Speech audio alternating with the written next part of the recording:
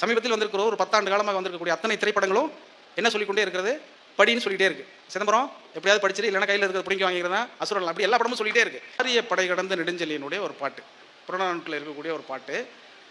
உற்றுளி உதவியும் உருபொருள் கொடுத்தும் பிற்றை நிலை முனியாது கற்கை நன்றே, பிறப்பு ஓரென்ன உடன் வயிற்றுள்ளும் சிறப்பின் பாலால் தாயும் மனம் திரியும், ஒரு குடி பிறந்த பல்லோருள்ளும் மூத்தோன் வருகை என எண்ணாது அவனுள் அறிவுடையோன் 6 அரசு செல்லும். இப்படி வரிசையாக வந்து கொண்டிருக்கக்கூடிய அந்த பாட்டில் நன்றாக கவனித்து பார்த்தீங்கன்னா ரொம்ப முக்கியமான ஒரு இடம். அந்த பாட்டுக்குள்ளே நிறைய விஷயங்கள் இருக்குது. அதுதான் நம்முடைய அரசியல், அதுதான் இன்றைக்கு நாம் கவனித்து பார்க்க வேண்டிய நடவடிக்கை. இது ரொம்ப முக்கியமானது. இன்றைக்கு இருக்கக்கூடிய நீட்டு அல்லது இன்றைக்கு தமிழ்நாட்டில் இருக்கக்கூடிய எல்லா பிரச்சனைகளுக்குமான தீர்வாக அந்த ஒரு பாடலை வச்சே நம்ம சொல்லிட முடியும். அது என்னன்னா, உற்றுளி உதவியும் உருபொருள் கொடுத்தும் பிற்றை நிலை முனியாது கற்கை நன்றே. இன்னைக்கு வந்து பாருங்கள், தமிழ்நாடு பூரா எல்லா மாவட்டத்திலும் புத்தக காட்சிகள் நடத்தப்பட்டு கொண்டே இருக்கிறது. இந்த புத்தக திருவிழாக்கள் நடத்தப்படுவதன் அடிப்படையான காரணம் எல்லாரையும் படின்னு சொல்கிறது தான். சமீபத்தில் வந்திருக்கிற ஒரு 10 ஆண்டு காலமாக வந்திருக்கக்கூடிய அத்தனை திரைப்படங்களும் என்ன சொல்லிக்கொண்டே இருக்கிறது? படின்னு சொல்லிக்கிட்டே இருக்குது. சிதம்பரம் எப்படியாவது படிச்சிரு, இல்லைன்னா கையில் இருக்கிறத பிடிக்க வாங்கிக்கிறதா அசுரன், அப்படி எல்லா படமும் சொல்லிக்கிட்டே இருக்குது. ஏன் படின்னு சொல்லிகிட்டே இருக்கு? நம்ம படிக்காத சமூகமா? நம்ம படிக்கவே இல்லையா? படிக்காமையா நம்ம இவ்வளோ பெரிய காப்பியங்கள் வச்சுருக்கோம், சங்க இலக்கியத்தில் 3000 பாடல்களை தொகுத்து வச்சுருக்கிறோம், அதில் இவ்வளோ பெரிய கருத்துக்களை எல்லாம் சொல்லியிருக்குன்னு சொல்லிக்கிட்டே இருக்கிறோம். ஆனால் ஏன் திரும்பி இன்னமும் படின்னு சொல்லிட்டு ஊர் பூரா மாவட்டம் தூரம் புத்தக கண்காட்சி நடத்துகிறோன்னா, நாம் மேலும் மேலும் படிக்க நம் மீது படிந்திருக்கக்கூடிய அத்தனை விலங்குகளும் உடைந்து நொறுங்கும் என்பதற்காக நாம் இன்னும் படிக்க வேண்டும் என்பதற்காக தான் இந்த புத்தக காட்சி வருது. அதனால தான் அந்த பாட்டு என்ன சொல்லுதுன்னா, உற்றுளி உதவியும் உருபொருள் கொடுத்தும் பிற்றை நிலை முனியாது கற்கை நன்றே, பிறப்பு ஓரென்ன உடன் வயிற்றுள்ளும் சிறப்பின் பாலால் தாயும் மனம் தெரியும். அது ரொம்ப கவனித்து பாருங்கள். அம்மா பாசங்கிறது உயர்ந்த பாசம்.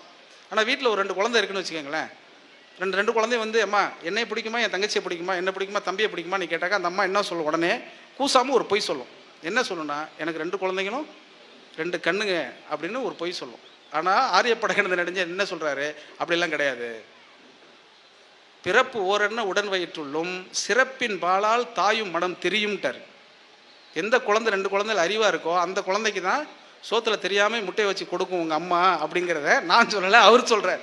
அதுக்கப்புறம் சொல்கிறாரு, ஒரு குடி பிறந்த பல்லோருள்ளும் மூத்தோன் வருகை என எண்ணாது அறிவுடையோன் 6 அரசு செல்லும். நல்லா யோசிச்சு பார்த்துங்க. உலகத்தில் இன்னும் குறிப்பாக இந்தியாவில் இருக்கக்கூடிய அத்தனை காப்பியங்களும் எடுத்துக்கிட்டிங்கன்னா மூத்தவனுக்கு பதவி கொடுக்கலங்கிறது தான் முக்கியமான பிரச்சனையே.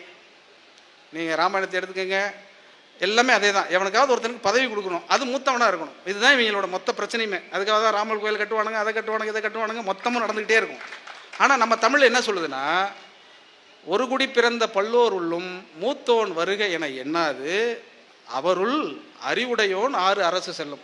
அத்தனை பேர் மூத்தவனாக இருந்தாலும் அவனில் எவன்டா அறிவோடு இருக்கிறானோ அவன் வெளியில் அரசு நடத்தினா தான் அரசுன்னு சொல்லிட்டான். அதை விட சொன்னால் பின்னாடி அதுதான் மறுபடியும் இப்போ நீட்டுக்கு வந்து முடிப்போம். நம்ம வேற்றுமை தெரிந்த நாற்பால் உள்ளும் மேற்பால் ஒருவன் கல்வி கற்பின் கீழ்ப்பால் ஒருவனும் அவன் கண் படுமே. இது ரொம்ப கவனித்து பாருங்கள். நாற்பால், மேற்பால், கீழ்ப்பால்லாம் உங்களுக்கு தெரியும். நான் இதெல்லாம் ரொம்ப விளக்க வேண்டியதில்லை. ஆரிய திராவிட கதைகள் எல்லாம் எல்லா மேடையிலும் நம்ம பேசியிருக்கிறோம். இன்னும் தேர்தல் வரப்போது இன்னும் நிறைய பேச போகிறாங்க. அதனால் அதற்குள்ளே நான் போகல. ஆனால் கீழே இருக்கிறவன் மேலே போனால் மேலே இருக்கிறவன் கீழே வந்துடுவான்னு தானே அர்த்தம். இதானே இயற்கை விதி. ஆனால் ஆரிய படை கடந்த நெடுஞ்செழியன் என்ன சொல்கிறாருன்னா, கீழே இருக்கிறவன் மேலே போனால் மேலே இருக்கிறவன் கீழே வந்துடுன்னே சொல்லலைங்க அந்த பாட்டில். நல்லா கவனிச்சு பாருங்கள். அதுதான் படிப்பினுடைய சிறப்பு என்பதை தமிழன் எப்படி புரிந்து வைத்திருக்கிறான் என்பது ரொம்ப முக்கியமான விஷயம்.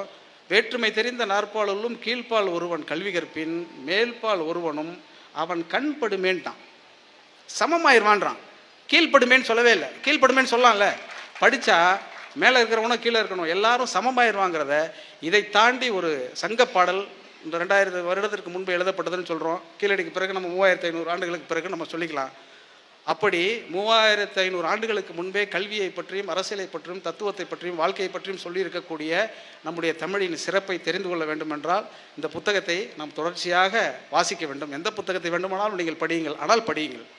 என்குலம் என்றுனை தன்னிடம் ஒட்டிய மக்கள் பெருங்கடல் பார்த்து மகிழ்ச்சி கொள், அறிவை விரிவு செய், அகண்டமாக்கு விசால பார்வையால் விழுங்கு மக்களை மானிட சமுத்திரம் நான் என்று கூவு. நன்றி, வணக்கம்.